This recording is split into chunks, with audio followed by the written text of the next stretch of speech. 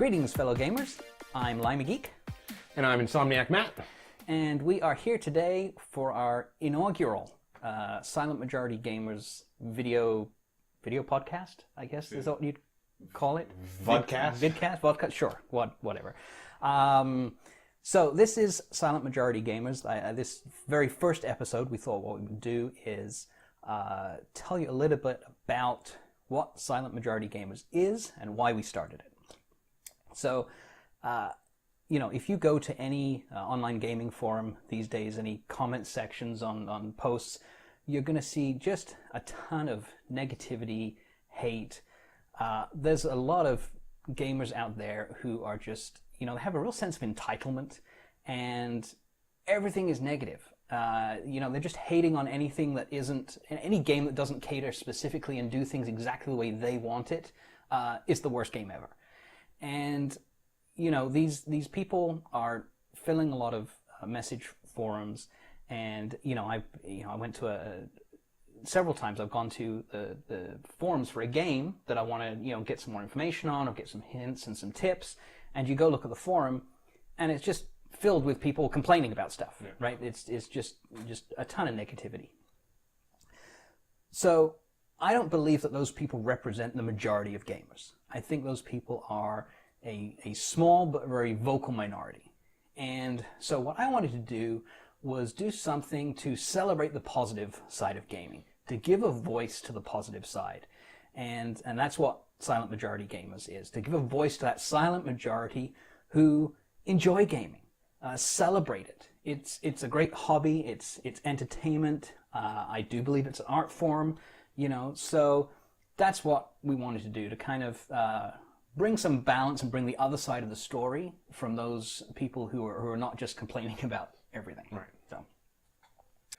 So why don't we start talking about some of the games that we're playing right now and go through that. So Matt, what have you been playing this week? Well, not this week. I just finished, and I want to give a special mention to Horizon Zero Dawn on PS4, because it was amazing. Probably one of the best games I've played this year. No, definitely the best game I played this year. Gameplay was fantastic. I really liked the story. It's a slow progression as you go, getting small bits of the story as you go. I really enjoyed it. And graphics were just gorgeous. I got it on the PS4 Pro, and it is a beautiful, beautiful looking game. So that was my honorable mention. What I'm playing right now is Titanfall 2, the campaign. It just came out on EA Sports Play, and we were on the beta. We were both on the beta. Yep. And it was just, I felt like there was just something a little bit missing off the multiplayer. I love Titanfall 1 multiplayer, don't get me wrong. I don't know if it's the Titan customization. It's just something, I don't know. I didn't gravitate towards it like I did Titanfall 1. So I held off on picking it up. I'm glad I have EA Play on the Xbox One. Because the campaign is nothing short of amazing. Yep. Really loving it. I haven't beaten it yet, not all the way through. But again, story, gameplay, top notch. Really liked it. Graphics are very good, but it's really the gameplay and the story that kind of sucks you in. Really enjoying that. Yeah, I played and completed that campaign, and probably one of the best, if not the best, first-person shooter campaigns that I've played. There's some really great stuff in there. You're just near the beginning, and we won't talk about the spoilers here or anything, but it gets even better than what you played so far, and it really is very excellent. Yeah. And then I guess the only other thing right now, I mean, I've got some PC stuff on the go as well, but the other thing that we're both playing is Marvel Heroes. Mm-hmm. On Xbox One in this case. Yeah, Marvel Heroes Omega, which came out a number of years ago on PC, and has just recently come to consoles. And I know you played it on PC a whole lot. Yeah. I didn't, somehow missed it, but picked it up on Xbox, and we've been playing together. And man, just a lot of fun. A sort of hack and slash, RPG, but you get to play all the different Marvel characters. And what I really love about the game is the way that they have given each character unique abilities and traits, and so they all feel very different. You play them all very differently, and so there's real incentive to play through different characters. Now it's a free-to-play game, so in order to play through those different characters, you do end up having to pay to unlock them. Although there's an unlock mechanism that you basically can grind for things to get unlocked as well. So it's not too bad. There's a fair bit of content you can do in there for free, and even just to unlock one character is not too much. You know, if you just wanted to do one, it's pretty reasonable. So been really enjoying that. We've been playing through that co-op, which is a lot of fun. Yeah, and I think you get Daredevil for free to start, right? Right. Yes, and then that's right, technically you can get every character almost. No War Machine. You can get almost every character for free just by playing it, because you pick up this character-specific currency that allows you to unlock characters. Now, I will say that's a bit of a grind to. I mean, you're not going to unlock 50 characters in the first month or anything like that. But they've got to make some money on it. Somehow. It is free to play, right? So it's well worth the investment. You can play any character through for up to 10 levels. You can level up to level 10 before you have to pay to unlock them, so you can try out any of the characters, and certainly there's enough gameplay there for you to decide if you want to go ahead and invest money and pay to unlock something. So it's really good that way. And I mean, we found that through unlocking one or two characters, you've then ended up grinding for enough currency to unlock another one for free. So it's pretty reasonable as far as free-to-play games go. I mean, if you're a Marvel fan and you've not played this, what are you doing? Go play it. It is very cool. Love playing with all the different characters. I think right now I have a Wolverine, Ghost Rider, and Deadpool up to level 60, which is the max level. So just going through the end game now with those guys. Yeah. I've just been my favorite is Iron Man, and I've got him to level 60, and Thor, and I'm working my way through Hawkeye right now. So it's been a lot of fun. You know what it is? It's little numbers that come off of people's heads when you hit them, and loot. Loot. Well, any game with loot. Damage numbers and loot. You can't go wrong with loot. You cannot go wrong with loot. Absolutely. So in addition to Marvel Heroes this week, I've been playing an indie game through Steam called Oxygen Not Included, and this is one of those can get very addictive game once you get into it. It's sort of I don't know even how to describe it. It's a colony simulator. So you basically you start with these little characters, and you have to build a colony, and you have to provide for their various needs. So it's sort of like a Sim City, like a city builder type, base builder type Sim City survival. Yeah, something like that. So you have to provide for their various needs: oxygen and water and food. And it's great. The art style is fantastic. The characters are absolutely adorable. And the complexity ramps up too. It starts fairly simple, but you do have a lot of different things to juggle at once, right? So you've got several things you have to be concerned about, and as your colony grows, that just gets more difficult to manage it all. So a lot of fun.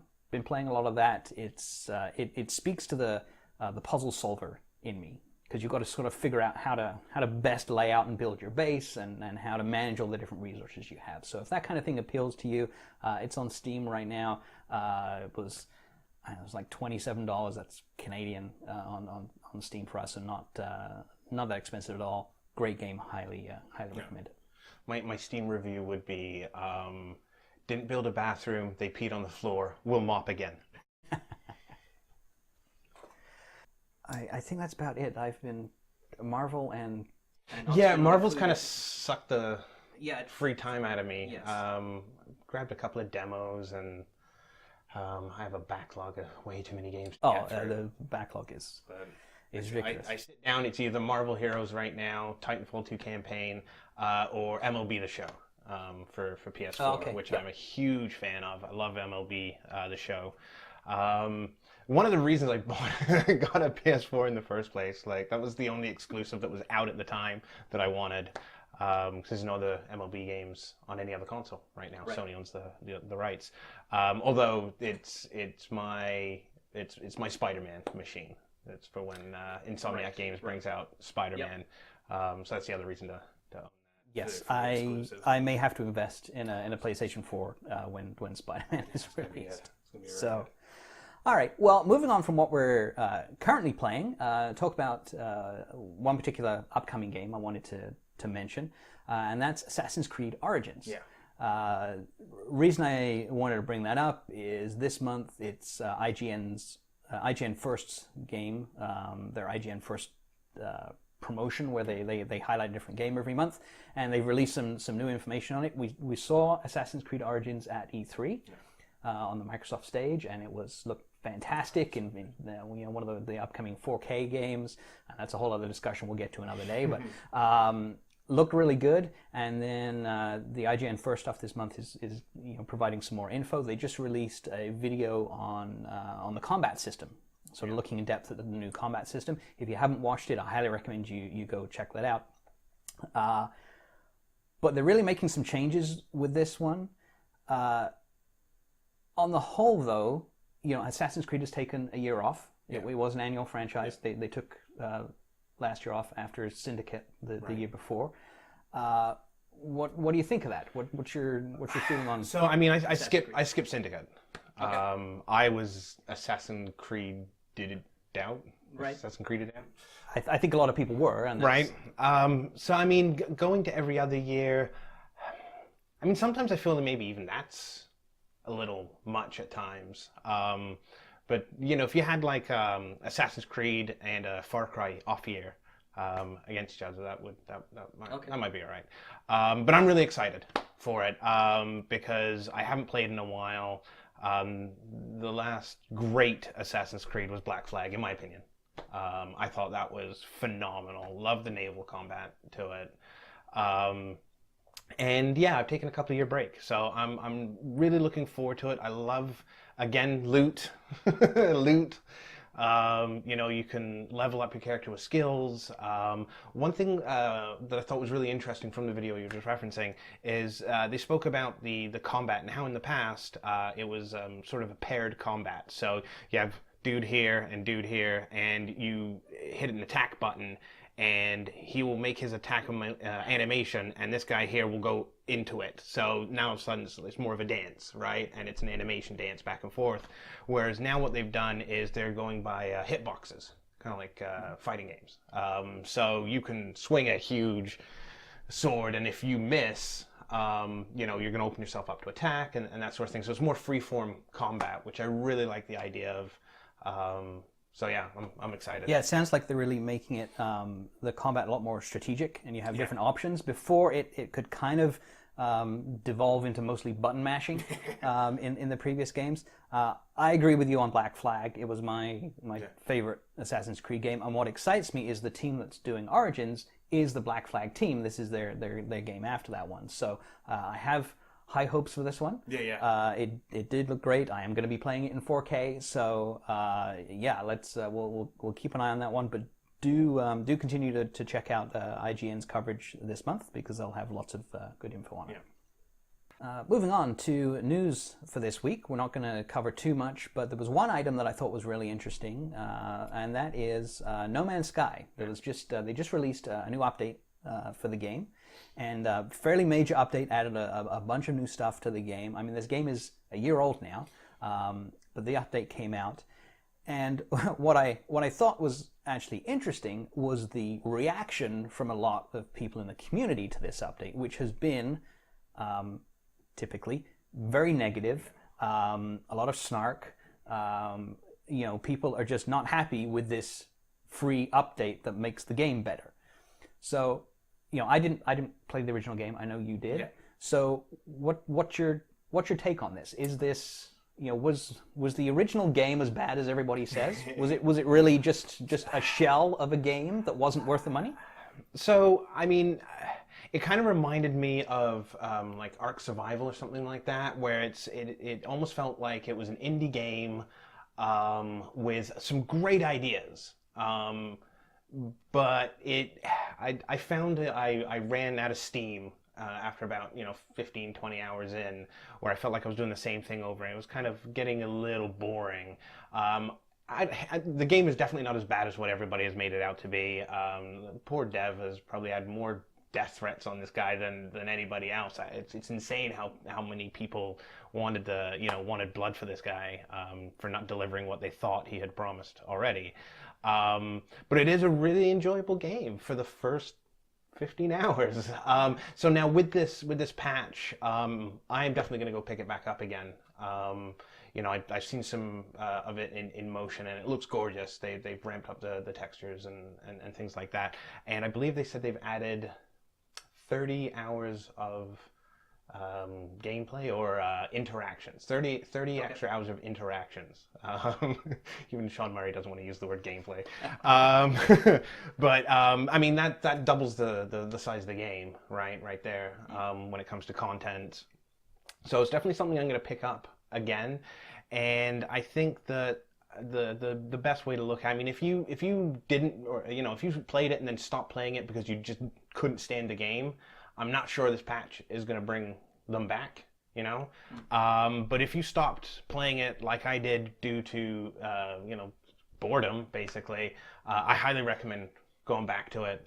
There's plenty of stuff that they've added. The previous update added some vehicles on the planet floor, which is really cool. So I will definitely be checking that out again. I would say when it first came out, you're $60, especially here, $70. Right.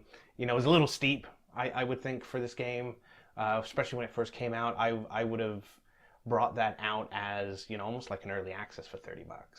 Okay. With this update, we'll see. I mean, maybe it's a $50 game now.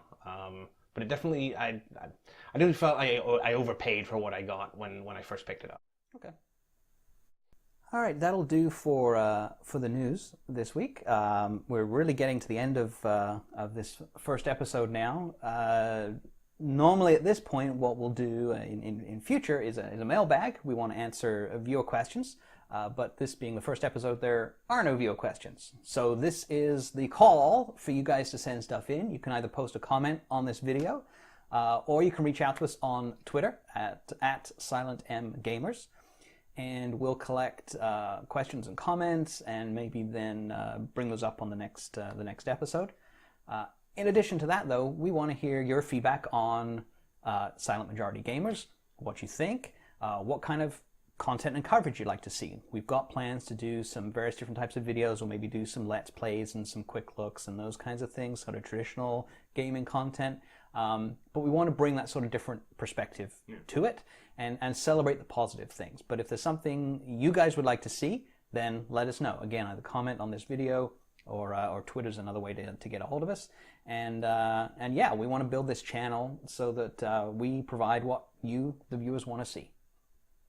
So, thank you for watching. This has been a lot of fun, and we will see you next time. Thanks for watching, guys. Bye.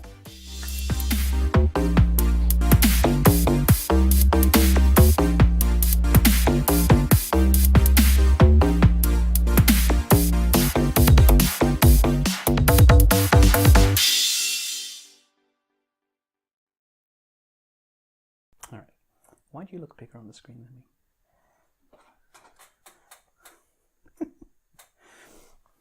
Leaning forward. That's okay. All right. Is that your stomach? Fix it in post. That's the phrase of the day.